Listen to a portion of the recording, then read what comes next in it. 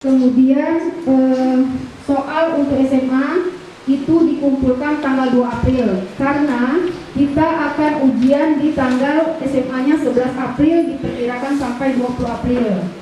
Kemudian SMP kita akan ujian, anak-anak akan ujian tanggal 19 sampai dengan 14 Mei. Kemudian SD ujian tanggal 23 sampai dengan 28 Mei. Jadi untuk yang SMP dan SD itu dikumpulkan tanggal 16 April.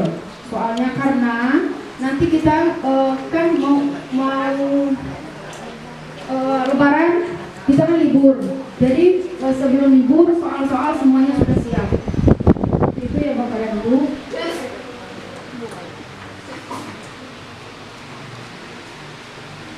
Jadi peserta didik dapat menunjukkan hewan yang berkembang biak secara optimal. Ini indikator. Jadi membuat soal juga sesuai dengan indikator. Ini indikatornya. Peserta didik dapat menunjukkan hewan yang berkembang biak secara optimal. Contoh soalnya, hewan yang berkembang biak secara optimal adalah A. Kuda, B. Bebek, C. Kucing.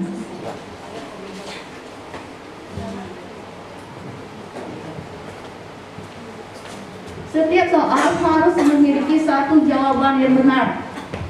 Jadi dalam option ABC itu tidak dibenarkan kalau kita memberi jawaban benar itu dua. Jadi hanya satu jawaban yang benar. Soal dan pilihan jawaban adalah pernyataan yang diperlukan saja. Tidak perlu panjang lebar dalam membuat soal. Jadi intinya saja, apalagi untuk anak tunagrahita, ya nanti kalau semakin panjang dia sebagai tidak mengerti. Soal tidak memberikan petunjuk ke arah jawaban yang benar. Jadi di soal itu sudah ditunjukkan jawaban yang benar, terus ada pilihannya itu salah ya.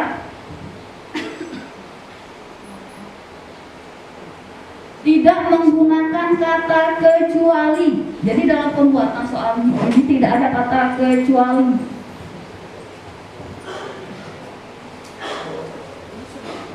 Kalimat yang digunakan singkat dan jelas. Panjang rumusan pilihan jawaban harus relatif sama. Jadi di option A, B, C itu jawabannya relatif sama panjangnya, jangan ada yang panjang sekali terus ada yang pendek. Jadi harus relatif sama panjang. Nah ini untuk kalau ada angka matematika ya, soal matematika, pelurutan angka dari nilai kecil ke terbesar atau sebaliknya. Misalkan di ABC, di A itu 5, di B nya bisa 7 atau dan di C nya itu bisa 9. Tidak boleh di A nya 5, kemudian di B nya 2, lalu di C nya itu 10. Jadi harus diurutkan dari yang terkecil yang ke terbesar atau dari yang terbesar ke yang terkecil. Gambar, grafik, tabel dan sejenisnya harus jelas dan berfungsi. Jadi misalkan contoh ya, ada perhatikan gambar berikut, ada gambar kucing. Tulis soalnya kucing tersebut, disebutkan kucing tersebut. Jadi tidak ada